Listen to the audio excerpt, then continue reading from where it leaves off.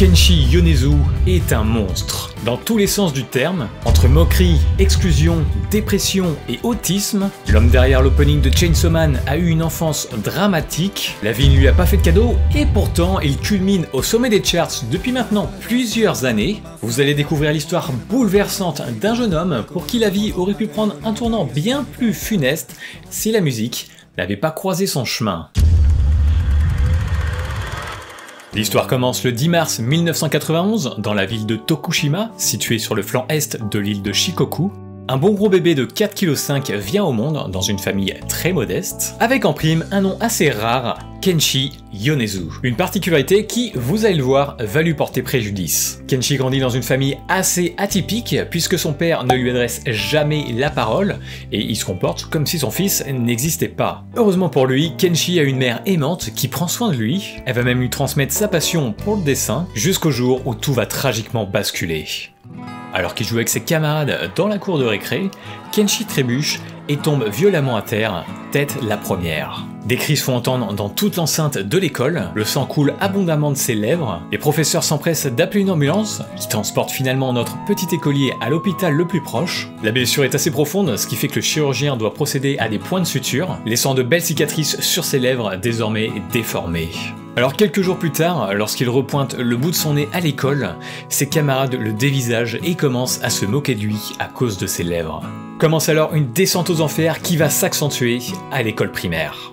Kenshi grandit très vite, je veux dire physiquement très vite, puisque déjà à l'école primaire, il dépasse largement tous ses camarades. D'ailleurs à la fin de sa croissance, il culminera à 1m90, alors pour nous déjà 1m90 c'est grand, mais alors imaginez pour des japonais. Presque aucun de ses camarades ne s'intéresse à lui, et le peu de personnes qui tentent de lui parler se heurtent à un mur. Kenshi n'est pas bavard, mais alors vraiment pas du tout bavard. Oui, un problème de plus vient s'ajouter à la liste. Les conversations lambda ne l'intéressent pas, il trouve ça absurde et ne sait pas quoi répondre lorsqu'on tente d'interagir avec lui, alors il reste silencieux. Difficile de se faire des potes. Et la situation est identique à la maison. Lorsqu'il est chez lui, il a l'impression de ne pas être à sa place et se demande toujours plus chaque jour « Qu'est-ce que je fais ici ?» Kenshi a de plus en plus l'impression d'être un fantôme pour son entourage.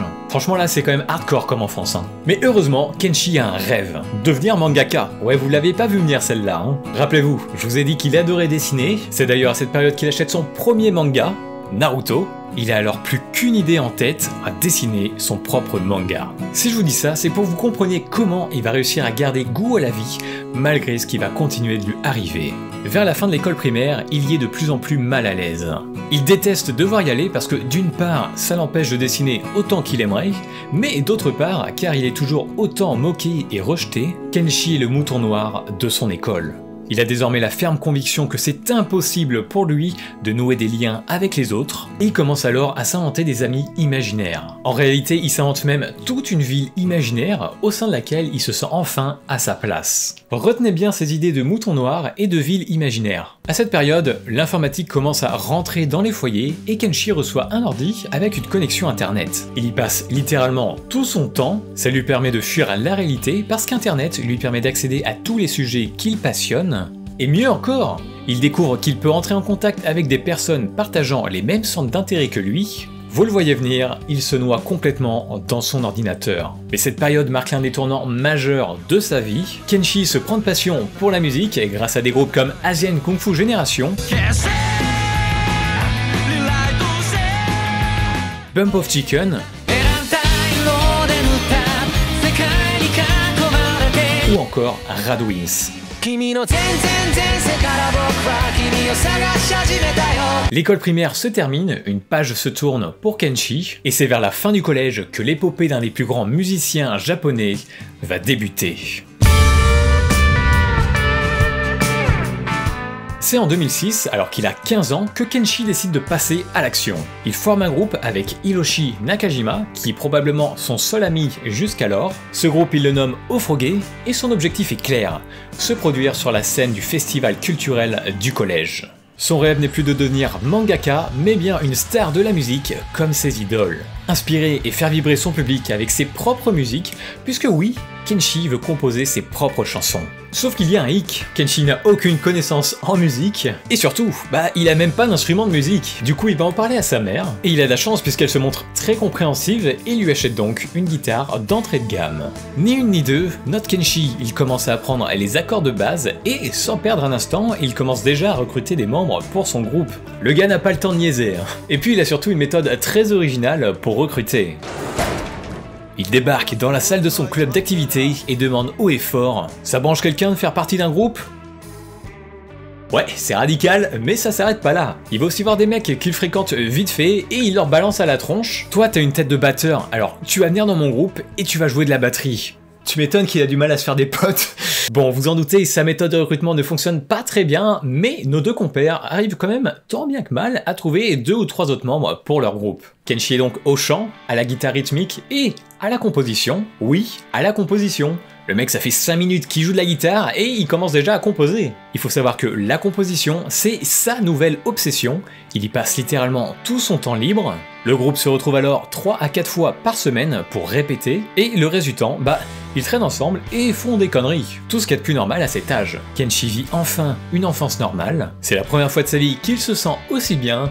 Il vit des jours heureux avec ses nouveaux amis. Vient enfin le jour du tant attendu festival culturel du collège. Ofroge monte sur scène et interprète quelques reprises d'Asian Kung Fu Génération et Bump of Chicken, mais aussi, et certainement pour la première fois de l'histoire de l'école, le groupe joue une chanson originale.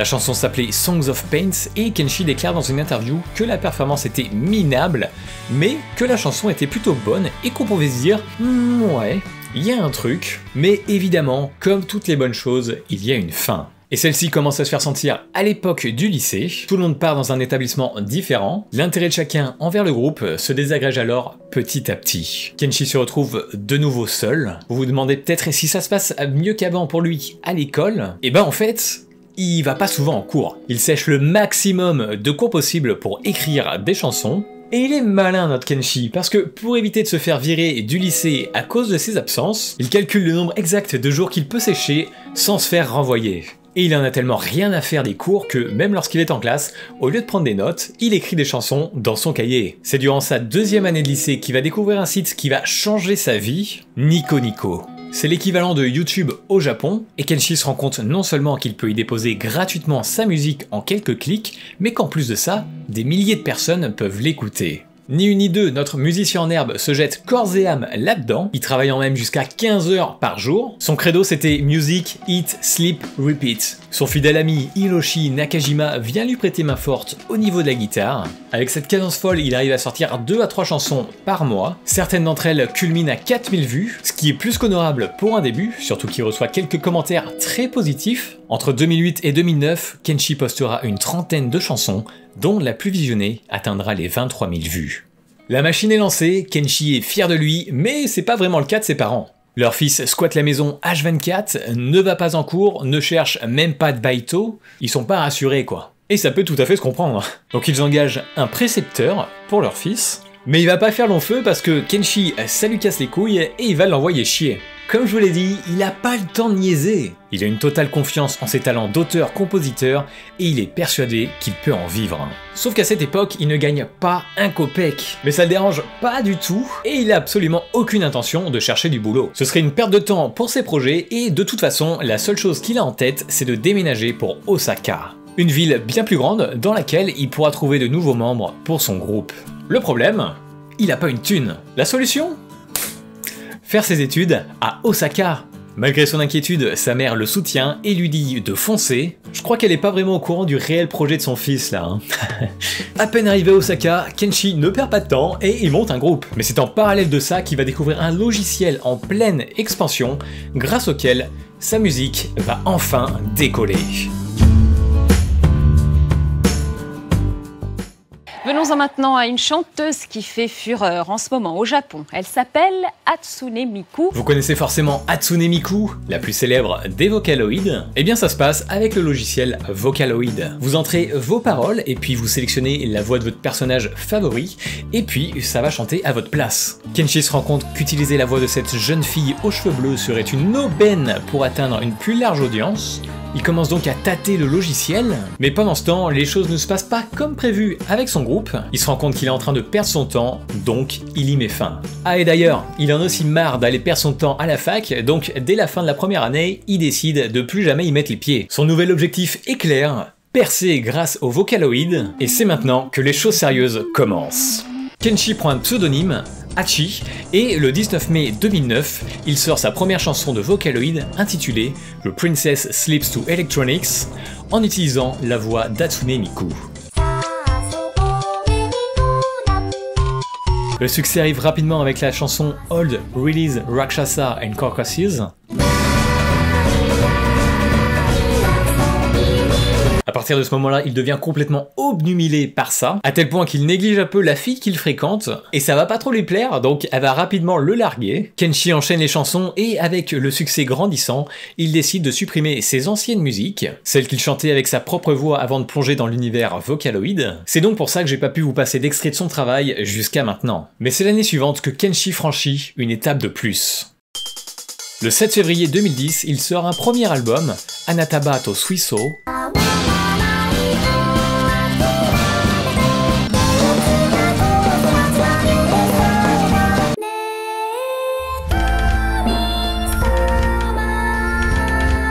Certaines de ses chansons dépassent le 1 million de vues, et s'explose encore davantage au cours de l'année puisqu'il sort un deuxième album, Official Orange.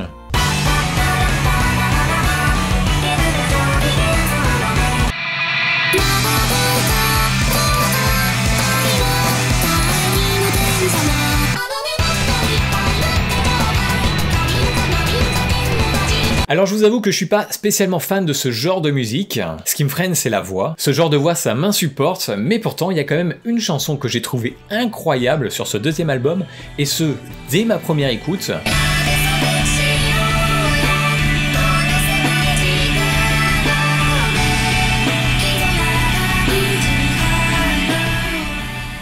On retrouve beaucoup de dissonances sur ces deux albums, et vous vous en êtes sûrement douté, mais les thèmes abordés sont très sombres. Bucket and Burial at Sea parle de suicide, Clockworks parle encore de suicide, le son d'horloge peut faire penser au temps qui passe, au temps qui est gâché, perdu. Old Release Rakshasa and Carcasses parle de prostitution infantile, Panda Hero parle de drogue et d'addiction avec des images assez glauques, des thèmes et des ambiances musicales qui le différencient des autres producteurs de Vocaloid, et des textes toujours assez vagues et ouverts à interprétation. Bon, vous le voyez, le succès lui sourit enfin, Kenshi nage en plein bonheur, mais vient un jour où il commence à tout remettre en question. Est-ce que je suis réellement sur la bonne voie? Malgré tous ces beaux messages, je suis toujours aussi seul. Notre jeune talent prometteur commence à se dire qu'il n'aurait jamais dû se lancer dans la musique, et c'est maintenant que sa descente aux enfers atteint son apogée. On est fin 2010 quand Kenshi sombre dans une lourde dépression. Il lâche sa seule raison de vivre, la musique, et passe de plus en plus de temps cloîtré dans son lit, à regarder des vidéos de jeux vidéo. Jour après jour, le temps passe, et la situation empire.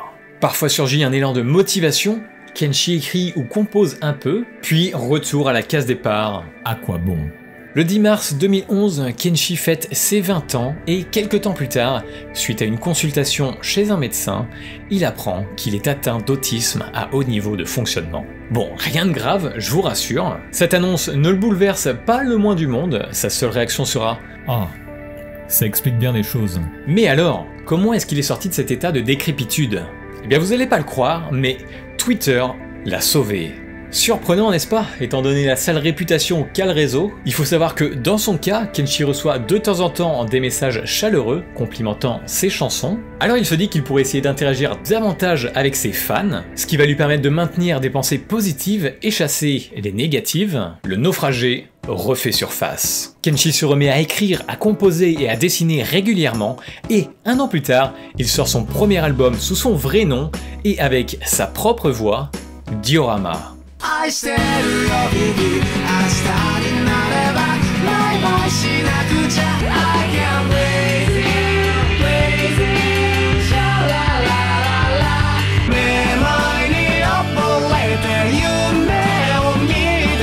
Cet album met en scène les différents protagonistes de la ville imaginaire qu'il s'est créée au fil des années. Kenshi y aborde les thèmes du regret, de la haine et du désir, mais plus principalement de la difficulté à nouer de vrais liens dans la société actuelle. La chanson Vivi parle de lui, de la façon dont il était vu comme un monstre, en expliquant que même un monstre a des sentiments. Il y évoque sa tristesse de ne pas être en mesure de comprendre les gens qui l'entourent. Une autre chanson très explicite, Black Sheep, qui parle de son exclusion et des moqueries qu'il a subies durant sa scolarité. Bon, on voit bien que Kenshi n'est pas encore totalement remis de sa dépression, et pourtant il a accompli à lui seul un véritable exploit. Cet album, Diorama, il l'a entièrement fait de A à Z, écriture, composition, arrangement, mix et même les illustrations, il a tout fait tout seul, cloîtré chez lui. Mais le plus fou, c'est que c'est un véritable succès, à tel point qu'il est repéré par Universal Music. Kenshi revient de loin et vous allez le voir, sa carrière est dans les starting blocks. Le 29 mai 2013 marque un tournant dans l'univers musical de Kenshi Yonezu. Le single Santa Maria sort dans les bacs, une chanson complètement différente des précédentes. Fini les clips animés, il s'agit ici de son premier clip en live action.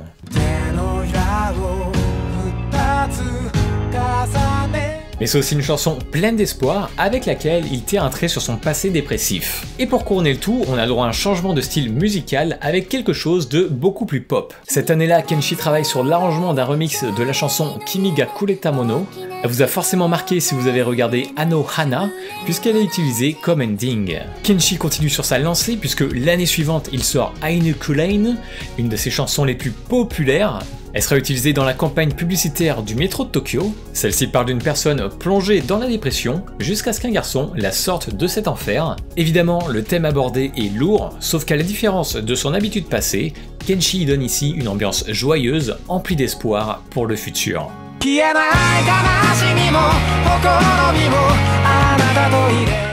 Ces heures sombres sont derrière lui, Kenshi a définitivement refait surface et s'apprête à déployer ses ailes. Quelques semaines après Ainu Kurain, il sort Yankee, son deuxième album.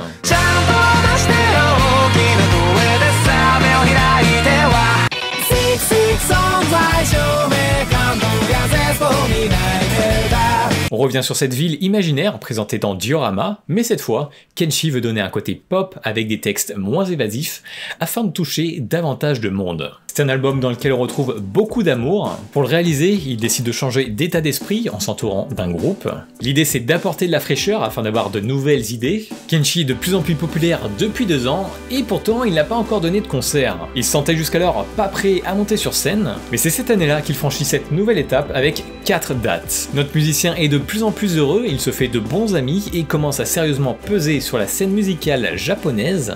Et pourtant son évolution est encore très loin d'être achevée. Kenshi a encore quelques rêves à réaliser.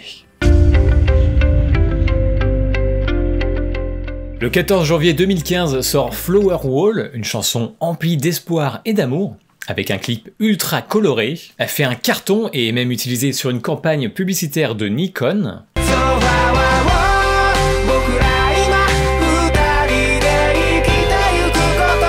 À la suite de ça, il part en tournée et est à l'affiche de plusieurs festivals d'été, dont le fameux Rock in Japan Festival. Il se produit le même jour que Mongol Hapyaku, My First Story, Tsukima Switch, Cold Rain ou encore Otherworld. Mais pour que vous compreniez à quel point c'est un festival de ouf, les autres jours on pouvait retrouver Lisa, Bump of Chicken, Nico Touches the Walls, Kanaboon, Scandale ou encore Orange Range. Je vous laisse imaginer la dinguerie. Enfin bref, Kenshi s'amuse bien, il voit du beau monde tout l'été, et à la rentrée, il sort Bremen, son 3e album, qui va être un succès phénoménal.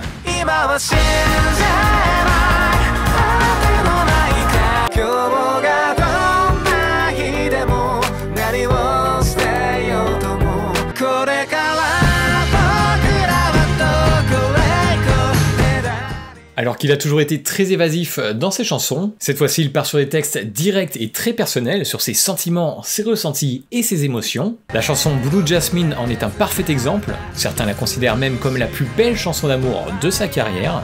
Unbelievers dit que la vie est dure et parfois injuste, mais qu'il faut s'accrocher parce qu'il y a aussi de belles choses à vivre. Mais le plus marquant avec cet album, c'est l'absence de dissonance. Ces chansons sous Hachi en étaient remplies afin d'accentuer les thèmes sombres. Même sur Santa Maria, on en retrouvait une. Mais avec Bremen, tout est bien harmonisé, tirant un trait définitif sur son passé. Avec ce nouvel album, Kenshi s'expose à nu au monde entier. Et il termine l'année sur un petit nuage en réalisant l'un de ses rêves les plus fous. Kenshi joue la première partie d'un concert de Radwimps. Comme je vous l'ai dit plus tôt, c'est l'un de ses groupes préférés. Mais notre jeune Kenshi ne va pas s'arrêter là, puisque c'est à partir des années qui suivent qu'il prend son envol et commence à battre des records.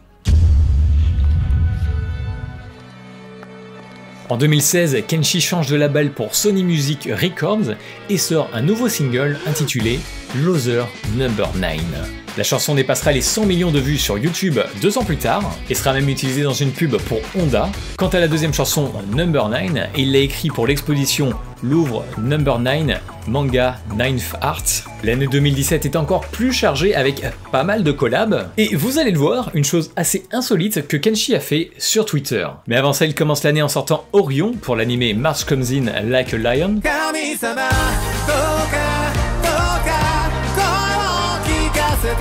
Puis il signe Peace Sign pour My Hero Academia. La chanson dépassera même dès l'année suivante les 100 millions de vues sur YouTube.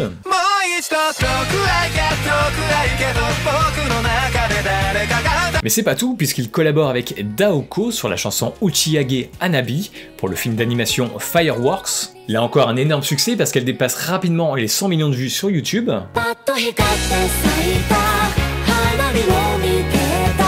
Bon, vous vous souvenez, je vous ai dit que Kenshi Yonezu c'était un nom peu commun, voire même assez rare. Du coup, énormément de monde était persuadé que c'était un faux nom. Et pour prouver qu'il s'agit bien là de son véritable nom, Kenshi va jusqu'à poster une photo de sa carte d'identité sur Twitter. Voilà, c'était la petite info insolite. Mais la véritable dinguerie de 2017, c'est Sand Planet. Alors que depuis quelques années maintenant, le genre Vocaloid est sur le déclin, Kenshi sort cette chanson pour célébrer les 10 ans d'Hatsune Miku. Et là, accrochez-vous, le son explose tous les records puisqu'il dépasse les 100 millions de vues en moins d'une semaine.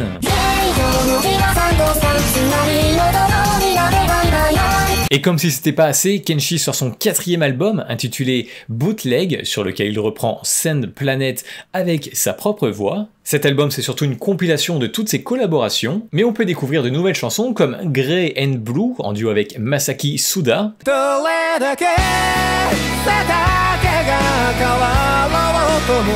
Et Shonalai que je trouve absolument génial.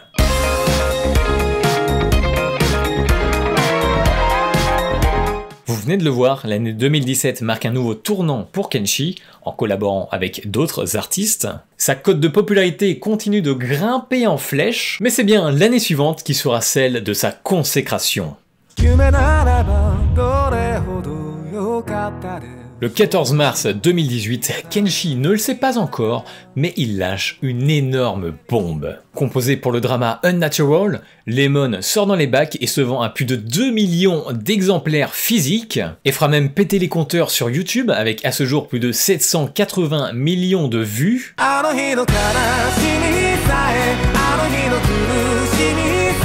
C'est stratosphérique, il devient l'artiste japonais le plus suivi sur YouTube.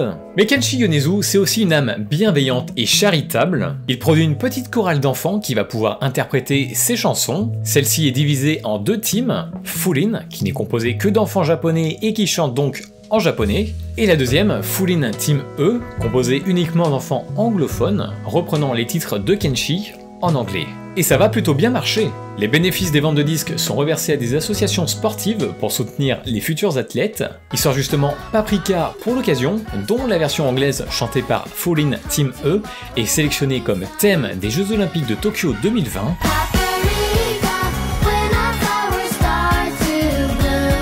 Kenshi sort ensuite Flamingo qui sera utilisé dans une pub pour Sony.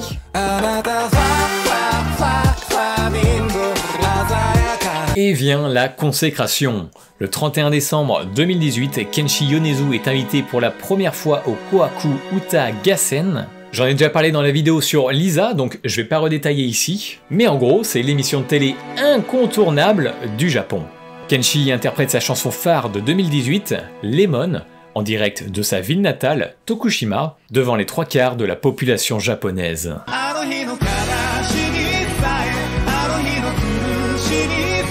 Dorénavant, c'est indéniable, Kenshi Yonezu fait partie des plus grands noms de la scène musicale japonaise. Tout le monde le veut sur ses projets. En 2019, il signe Umi no Yurei, la chanson thème du film d'animation Kaiju no Kodomo, sur laquelle on ressent bien l'influence de Radwimps.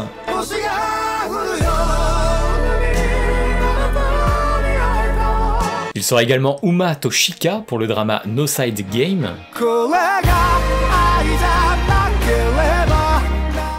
En 2020, vous le savez, le Covid arrive, le virus entrave un peu sa nouvelle tournée, mais ça ne l'inquiète pas plus que ça pour sa carrière, parce qu'il a prévu de faire quelques dingueries pendant la pandémie. Il commence à composer Kanden pour le drama Miu 404. Le 5 août, il sort son 5e album, Stray Sheep, sur lequel il s'offre un feat avec son idole, Noda Yojiro, le chanteur de Radwimps.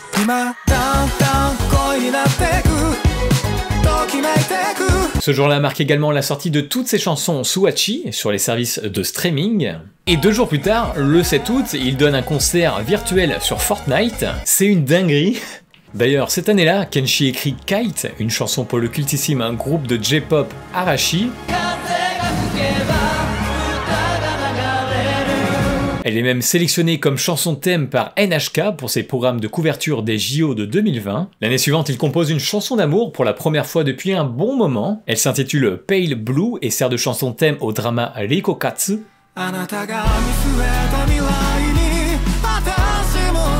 Mais c'est bien en automne 2022 que le nom de Kenshi Yonezu va faire le tour du globe avec l'un des animés les plus attendus du moment. Depuis quelques temps déjà, Kenshi lit un nouveau manga. Celui-ci parle de chasser des démons. D'ailleurs, le protagoniste peut se faire pousser des tronçonneuses. Ça vous parle? Quelle question? Bien sûr que oui, ça vous parle. Il s'agit de Chainsaw Man. D'ailleurs, durant son temps libre, Kenshi imagine à quoi pourrait ressembler un opening pour Chainsaw Man le jour où le manga sera adapté en animé. Jusqu'au jour où il reçoit un coup de fil assez étonnant de la part du studio MAPPA. C'est le studio en charge de l'animé. À la suite de cet appel, Kenshi rencontre le directeur du studio et le staff chargé de l'animation. On lui demande alors de composer l'opening de Chainsaw Man avec une instruction bien précise. La chanson doit nous donner l'impression d'être dans des montagnes russes. Le Kenshi là, il vit un rêve éveillé. Enfin bon, je vous passe les détails, j'en ai déjà parlé dans la vidéo 7 secrets sur l'opening de Chainsaw Man. Kickback est un succès phénoménal, co-arrangé par Daiki Tsuneta, leader du groupe King Gnu. Les deux amis se retrouvent sur scène lors de la dernière date de la tournée de Kenshi pour nous livrer une prestation exceptionnelle. C'est quasiment unanime, Kickback est le meilleur opening de cet automne. Que ce soit notre style de musique ou non, on est forcé de reconnaître que c'est une chanson incroyablement bien produite. Grâce à Chainsaw Man, le nom de Kenshi Yonezu fait un pas de plus en Occident, prouvant ainsi qu'il n'y a pas qu'au Royaume-Uni, aux États-Unis ou encore en Corée du Sud qu'on sait faire de la bonne musique. D'autant plus que contrairement à de très gros artistes qui se contentent d'interpréter des chansons écrites par des armées de songwriters, Kenshi écrit et compose lui-même ses chansons, rendant son univers authentique. Je sais pas quel est votre avis là-dessus, mais perso, je préfère largement les artistes qui écrivent et composent eux-mêmes leurs chansons. Mais alors, est-ce que Kenshi Yonezu finira par devenir aussi populaire que des Bruno Mars, John Mayer ou encore BTS? J'ai encore du mal à penser qu'ils puissent y arriver avec des textes qui ne sont pas écrits dans la langue de Shakespeare. L'industrie de la K-pop l'a fait, certes, mais c'est toute une industrie qui fait partie d'un plan politique et économique de tout un pays, donc des moyens drastiques ont été mis en œuvre pour que ce genre musical rayonne à travers le monde. Bon, vous l'avez peut-être deviné à ma façon d'en parler, j'aime pas la K-pop. Déjà, musicalement, ça me fait pas particulièrement vibrer, mais c'est surtout le système derrière qui me répugne. Enfin bref, Kenshi, lui, il est seul, avec des moyens forcément très limités, et puis il a peut-être pas spécialement envie de percer à l'international. Mais perso, je vous avoue que depuis toutes ces années, ça me démange de voir enfin un groupe ou un artiste japonais exploser aux yeux du monde entier, qu'on reconnaisse enfin qu'au Japon aussi, il y a des musiciens exceptionnels, et j'espère pour Kenshi Yonezu que ce nom restera gravé dans l'histoire de la musique. Si vous avez passé un bon moment devant cette vidéo, je vous demanderai juste une chose, partagez-la sur vos réseaux. Qu'on montre que la J-pop est là, même en France, qu'on donne de la visibilité à tous ces artistes incroyables, et qu'on arrête d'entendre « Ah, t'écoutes encore tes trucs de chinois là ?» J'ai vraiment besoin de votre soutien parce que malheureusement, YouTube ne recommande pas mon contenu. Serrons-nous les coudes pour l'amour de la J-pop. Je compte sur vous, la Full Metal Army, c'est vraiment important pour moi. On se dit à très vite. Allez, ciao les